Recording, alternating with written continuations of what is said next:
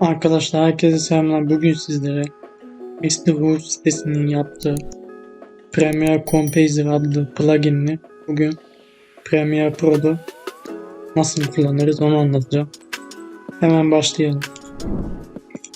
İlk olarak vereceğim dosyadan bu Mr. Who's setup dosyasını kuracaksınız. Daha sonra Premiere Pro'da Windows kısmından Extension kısmından Premiere Composer'ı aktif hale getiriyoruz. Bunu efekt kontrol paneline çekebilirsiniz. Daha sonra Premiere Composer'a geldiğimiz zaman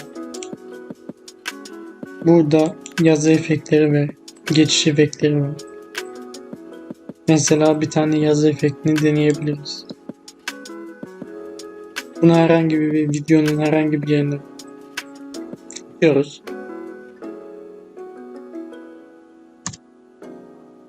Gördüğünüz gibi sol köşede böyle ayarlar kısmı geldi. Buraya kendi adımı yazacağım ben. Örnek olarak. Yazı stili falan istediğiniz gibi bunları değiştirebilirsiniz. Ben Open Sans yapacağım. Onun dışında şu an değiştirmeye gerek yok başka şeyi. Örnek olarak göstermek için yapacağız zaten.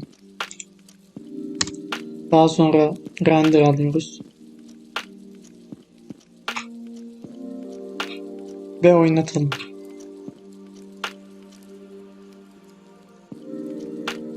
Gördüğünüz gibi bunu siz rengini falan değiştirebilirsiniz. Ben sadece örnek olması için gösterdim. Büyütüp küçültebilirsiniz bunu. Geçiş efektlerine bakalım.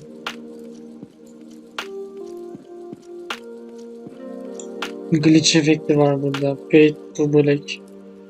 Light efekti var. Aynı şekilde zoom efekti. Mesela videodan bir yeri kesip zoom efektini atabiliriz. Ben bunu çok sık kullanıyorum. Gene render alıyoruz. Kasmaması için böyle yapıyor. Video kasıyor çünkü. Böyle yaparsanız video kasmaz.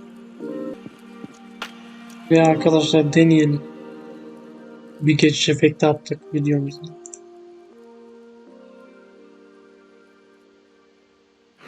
Gördüğünüz gibi ses de var. Geçiş efekti de güzel bir şekilde. Zoom efekti. Gerçekten geçiş efekti az ama bu programın gelişeceğini düşünüyorum ben. Yani daha fazla yenilik getireceklerini düşünüyorum. Altta ses efektleri falan var. Bunlara da bakabilirsiniz. Bu kadar. Kendinize iyi bakın.